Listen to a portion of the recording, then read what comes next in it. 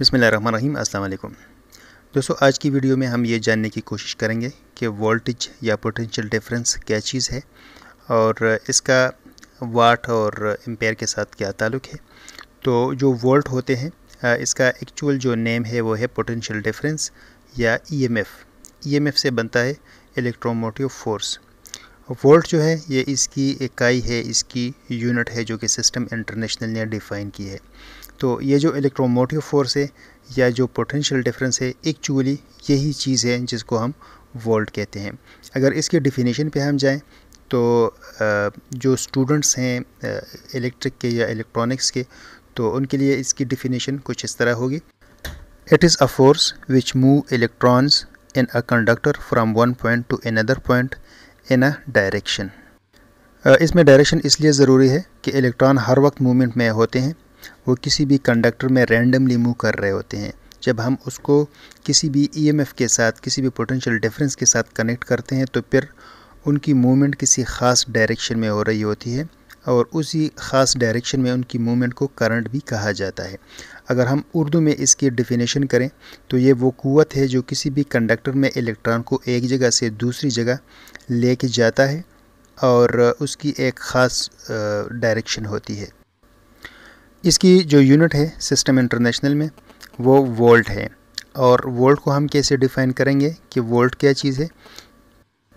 अब वोल्ट क्या चीज़ है, वोल्ट को अगर हम डिफ़ाइन करें तो जब 1 ओहम रेजिस्टर में 1 एम्पेयर का करंट फ़्लो हो जाए तो हम ये कह सकेंगे कि इस रेजिस्टर के अक्रॉस अप्लाई होने वाला वोल्टेज सोर्स 1 वोल्ट के बराबर है। If 1 ampere current flow in 1 ohm resistor, the potential difference across the resistor will be 1 volt. अब हम इसको अगर एक्सप्लेन करें, समझने के लिए हमें इसकी एक्सप्लेनेशन की ज़रूरत होगी और एक्सप्लेनेशन के लिए हम यूज़ करेंगे किसी भी वाटर सोर्स को। कि फॉर एग्ज़ाम्पल हमारे पास जो हैं वो वाटर के 2 सोर्सेज़ हैं, कोई भी 2 बर्तन हैं जिनमें पानी पड़ा हुआ है, दोनों में पानी का लेवल बराबर है, ठीक है।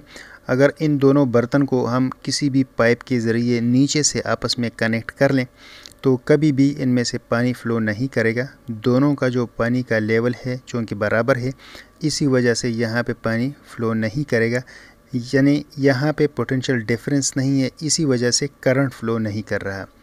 ये मैं जस्ट एग्ज़ाम्पल ले रहा हूँ। अब दूसरी मिसाल कि यहाँ पे वही 2 बर्तन हैं, एक में पानी ज़्यादा है, एक में पानी कम है, तो इनको जब हम किसी पाइप के ज़रिए नीचे से कनेक्ट कर लेते हैं तो जिस बाल्टी में, जिस बर्तन में पानी ज़्यादा है वहाँ से ये फ़्लो करेगा उस बर्तन की तरफ जहाँ पे पानी कम है, और ये उस वक्त तक फ़्लो करता रहेगा जब तक दोनों का लेवल बराबर नहीं हो जाता।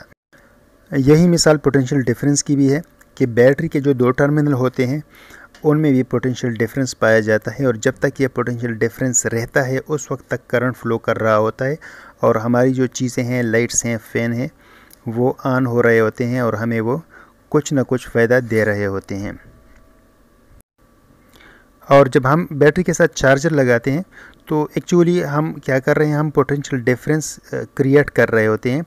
दोनों टर्मिनल के दरमियान जो फासला है वो बढ़ा रहे होते हैं, एक से इलेक्ट्रॉन को ज़बरदस्ती मूव कर रहे होते हैं, दूसरे पे जमा करा रहे होते हैं। तो एक्चुअली हम यहाँ पे पोटेंशियल डिफरेंस क्रिएट कर रहे होते हैं। मैं एक और एग्ज़ाम्पल दे देता हूँ वाटर टैंक की, कि जब हम किसी भी वाटर टैंक से पानी नीचे ले रहे होते हैं तो उस वाटर टैंक का अगर हाइट ज़्यादा है तो वहाँ से प्रेशर के साथ पानी नीचे आएगा। क्यों? क्योंकि यहाँ पे पोटेंशियल डिफरेंस है। अगर पानी की टैंकी वो बिल्कुल ज़मीन के ऊपर है, ज़्यादा हाइट नहीं है, तो वहाँ से आराम से पानी निकलेगा और उसका प्रेशर बहुत कम होगा। क्यों? क्योंकि यहाँ पे पोटेंशियल डिफरेंस की बात है। जब हाइट ज़्यादा होगी तो पोटेंशियल डिफरेंस समझ लो कि ज़्यादा है, और जब हाइट कम होगी तो पोटेंशियल डिफरेंस कम है।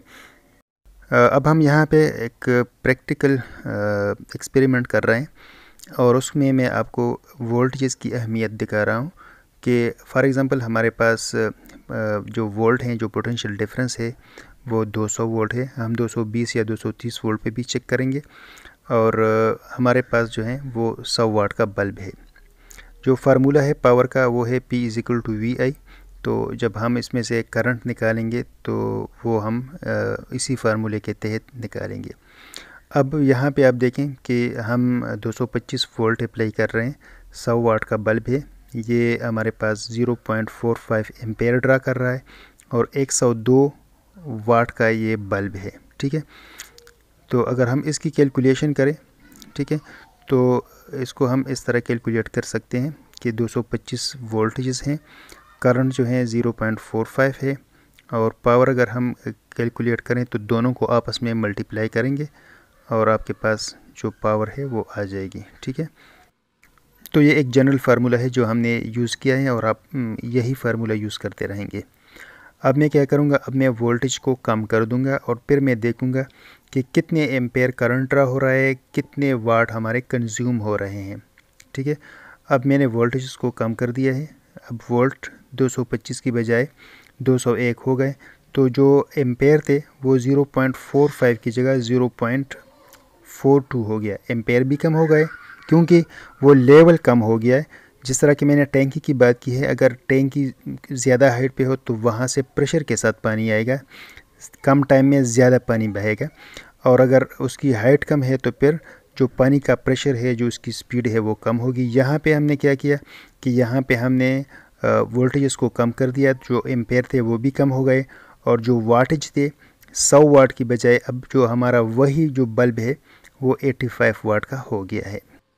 तो इस बल्ब में जो एलिमेंट इस्तेमाल किया गया है वो 220 वोल्ट के हिसाब से इस्तेमाल किया गया है और जब 220 वोल्ट आप इस पे अप्लाई करेंगे तो इसमें से 0.45 एम्पेयर करंट गुजरना चाहिए।